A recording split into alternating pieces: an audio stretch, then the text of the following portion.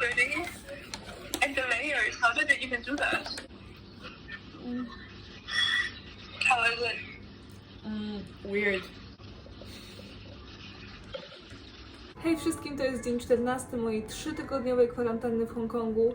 Spędziłam już 2 tygodnie zamknięta w tym pokoju i szczerze mówiąc, każdy kolejny dzień staje się coraz większym wyzwaniem.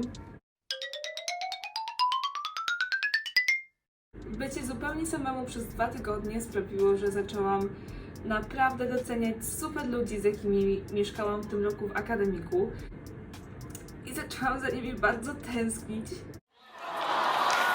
Więc postanowiłam, że ten filmik zadedykuję moim przyjaciołom z Londynu i podzielę się z wami wszystkimi najlepszymi, najzabawniejszymi i najgłupszymi rzeczami, które wspólnie zrobiliśmy w tym roku w akademiku.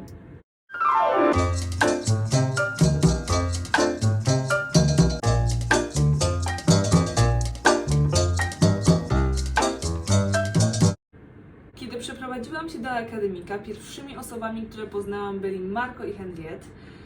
I na początku nie mieliśmy absolutnie niczego, nie mieliśmy naczyń, nie mieliśmy sprzętów kuchennych, nie mieliśmy pościeli, nie mieliśmy wieszaków. I część z tych rzeczy leżała sobie po prostu na ulicy. I szybko odkryliśmy, że na ulicach w Londynie można znaleźć naprawdę wszystko, bo ludzie, kiedy chcą pozbyć się rzeczy, wystawiają je po prostu przed swoje drzwi, żeby inni mogli z tego skorzystać. I my skorzystaliśmy z tego dużo razy. Myślę, że naszym najlepszym znaleziskiem były meble.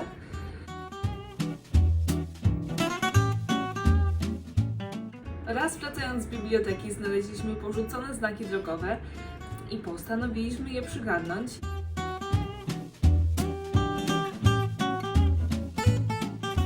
Znalazłyśmy też z Henriette porzucony wózek na bagaż i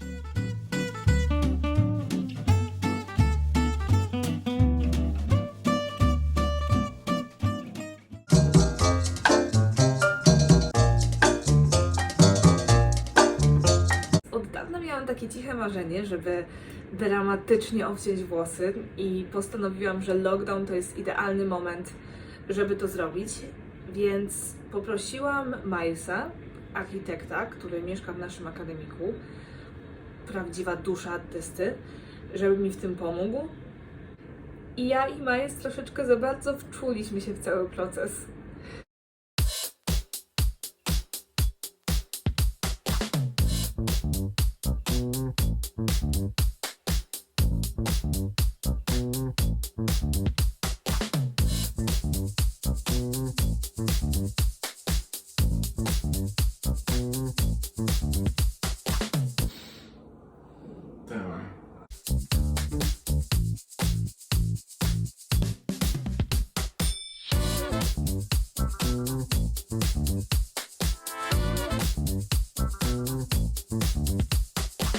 Końcowy rezultat nie był najgorszy, ale czy było to coś, co można było nazwać fryzurą? Nie wiem, ale niczego nie żałuję. To było doświadczenie.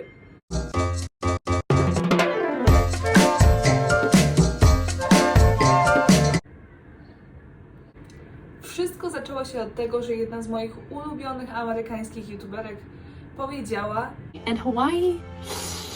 Do you really deserve Hawaii? I zapytałam Bogdana, czy Stany Zjednoczone zasługują na Hawaje? I wspólnie uznaliśmy, że absolutnie nie. I my, 2 studentów z Europy Wschodniej, którzy nawet nie znają nikogo, kto kiedykolwiek był na Hawajach, uznaliśmy, że to jest nasz obowiązek, żeby Hawaje stały się niepodległe. Byliśmy super podekscytowani. Powstała flaga, powstały banery, napisaliśmy do działaczy, którzy faktycznie mają jakiś związek z Hawajami. Przez cały tydzień mówiliśmy tylko o tym, słuchaliśmy tylko muzyki hula. A w piątek, po wypiciu wysokoprocentowego trunku zagawy, uznaliśmy, że to jest bardzo dobry pomysł, żeby mówić o naszej inicjatywie każdej osobie, z którą mamy kontakt. Ruch upadł bardzo szybko, ponieważ byliśmy bardzo denerwujący i nasi znajomi mieli nas dość. Ale od tego czasu naprawdę chcę pojechać na Hawaje.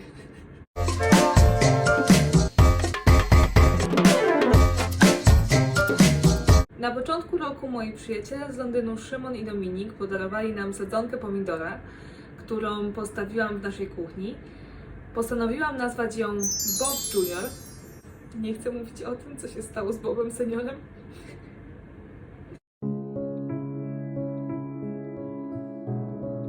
Ale poza nazwaniem Boba Juniora nie przyczyniłam się za bardzo do jego uprawy, ale na szczęście tutaj wkroczył Marko, który podlewał Boba Juniora, kupił mu doniczkę i ziemię, podlewał go nawozem. I Bob Junior osiągnął gigantyczne rozmiary i stał się częścią naszej rodziny. Pod koniec roku mieliśmy bardzo duży problem, co zrobić z Bobem Juniorem, gdzie się podzieje, czy ktoś zabierze go do domu. Na szczęście Nina, która mieszka w Wielkiej Brytanii, postanowiła, że przygarnie go na wakacje, więc Bob jest szczęśliwy i ma się dobrze.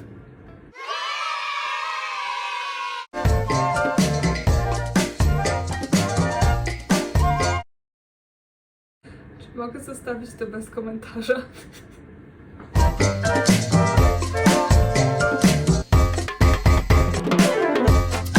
Oprócz tego, z takich małych ploteczek, poznałam w tym roku w akademiku mojego chłopaka.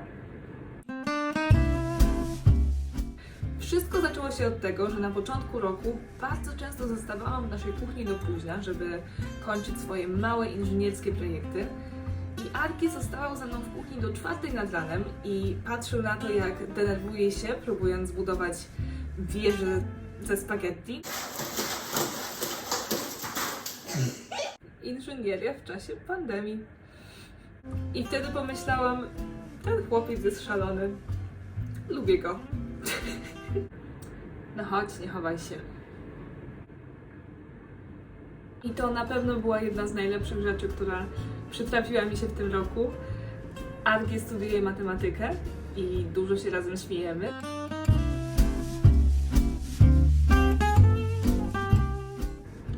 A raczej on śmieje się ze mnie. I bardzo za nim tęsknię.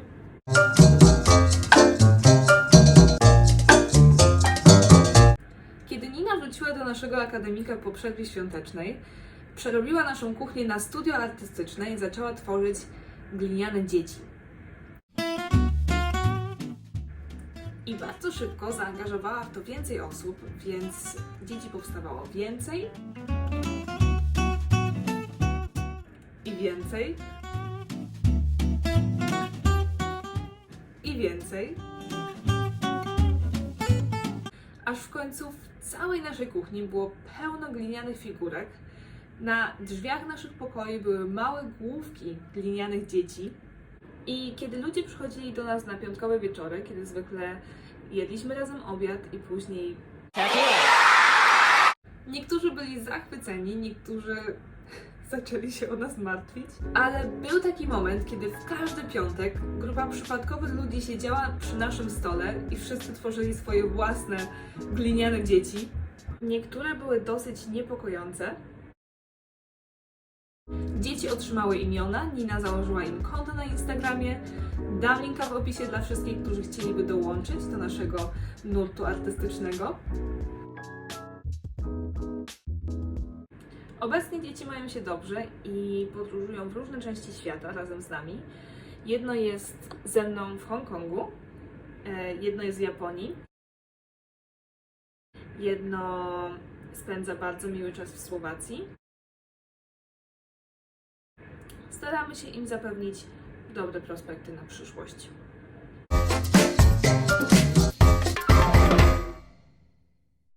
Ostatnie 1,5 roku na pewno było ciężkie dla wielu studentów.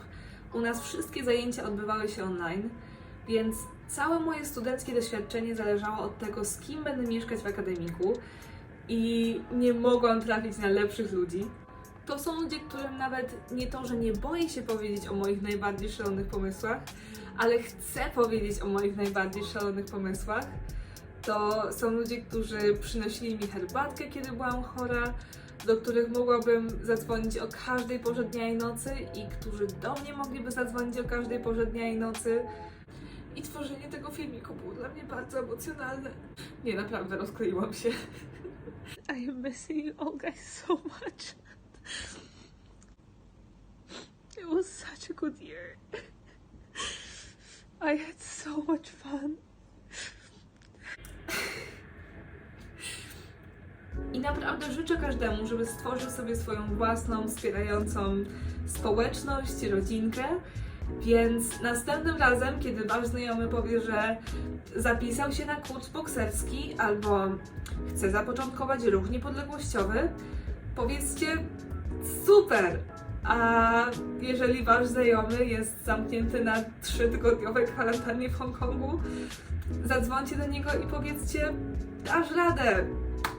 Dziękuję wam bardzo za obejrzenie mojego kolejnego filmiku.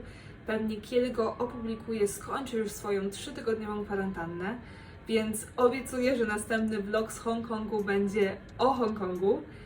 Okazało się, że nawet po 3 tygodniach kwarantanny i 7 testach nie mogę jeszcze wprowadzić się do swojego akademika na City University of Hong Kong, ponieważ uczelnia uznała, że muszę jeszcze tydzień zostać poza kampusem i monitorować swoje zdrowie, więc postanowiłam, że zostanę na wyspie i zamelduję się w hotelu kabinowym, żeby pozwiedzać wszystko, co jest w okolicy i chętnie się z tym wami podzielę, więc jeżeli nadal chcecie śledzić moje przygody w Hongkongu, subskrybujcie. Następny filmik już będzie z zewnątrz.